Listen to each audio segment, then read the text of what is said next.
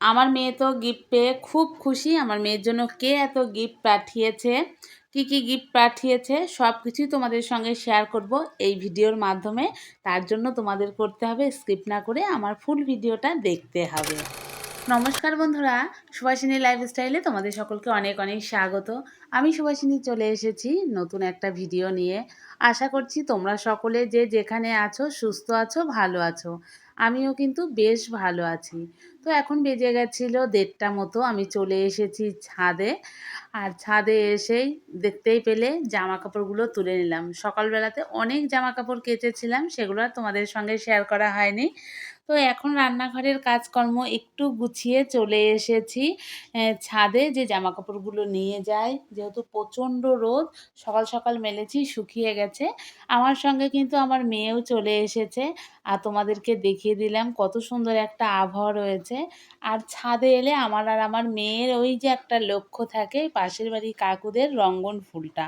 ওই ফুলটার কালারটা এতটা সুন্দর লাগে না, কি বলবো। একসঙ্গে থোকা হয়ে থাকে, বেশ ভালো লাগে। তো যখনই আসি না কেন আমরা ওটা নিয়ে কথা বলি, মা মেয়ে একটু। সেগুলো আবার তোমাদেরকে একটু দেখানোরও চেষ্টা করি। রোদ গরম, তো চলো এবার নিচে যাই। আয় শোনায়। তো বন্ধুরা, আমি কিন্তু ছাদে যাওয়ার আগে সমস্ত রান্না সেরে রেখেই গেছি। শুধু ভাতটা বসিয়ে রেখে গেছি, যে জামা কাপড়গুলো আনতে আনতে ভাতটাও হয়ে যাবে।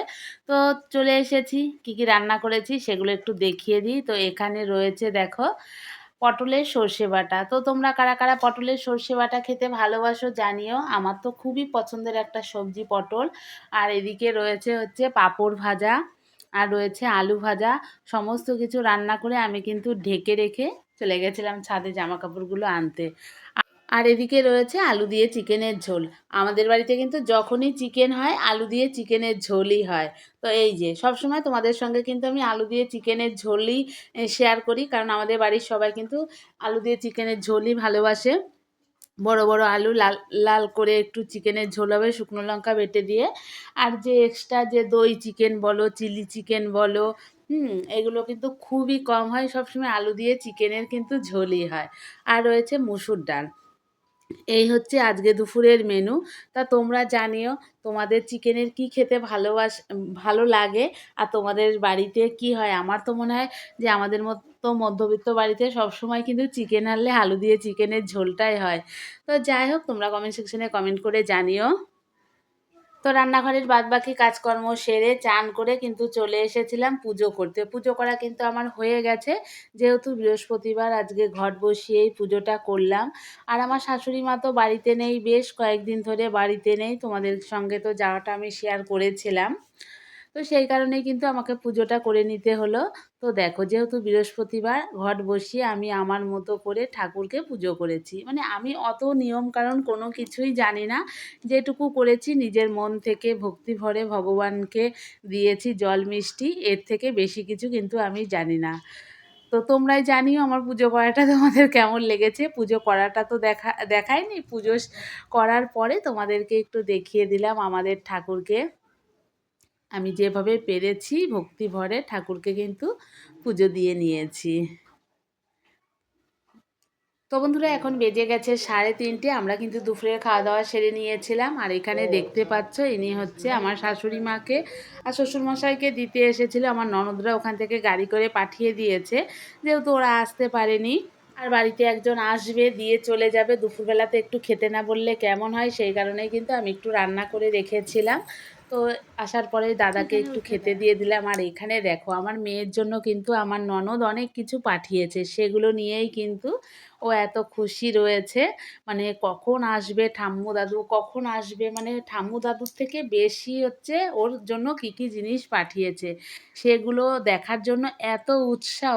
এমনিতেও ঠাম্মি দাদু হোক বা বাড়িতে কেউ আসার কথা হলে কখন আসবে করে, শুধু যে গিফটের জন্য সেটাই না কিন্তু। তা এদিকে দেখো ওর পিসিমণি ওর জন্য কত কিছু পাঠিয়েছে।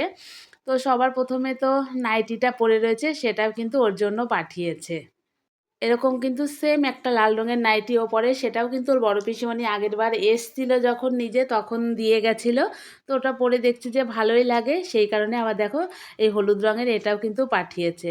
আর এই শাড়িটা পাঠিয়েছে ওর জন্য, যেহেতু নাচে ওর শাড়ি লাগে, সেই কারণে কিন্তু সবুজ পাড় সরি লাল পাড় সবুজ রঙের শাড়ি সেটাও কিন্তু পাঠিয়েছে। আর এই দেখো আমি বললাম একটু দূরে গিয়ে দেখা ফুল লুকটা নাইটি পরে, এই হচ্ছে নাইটিটা, আর সঙ্গে ওই যে হাতে পরে রয়েছে ওই চুড়িগুলোও কিন্তু পাঠিয়েছে, আর সঙ্গে এই শাড়িটাও পাঠিয়েছে।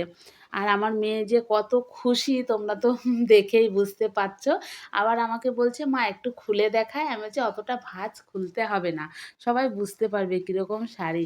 বলছে না না আমি একটু খুলে দেখায়। এরকম সেম একটা শাড়ি আমার জন্যও পাঠিয়েছে, আমার শাশুড়ি মায়ের জন্যও কিন্তু পাঠিয়েছে।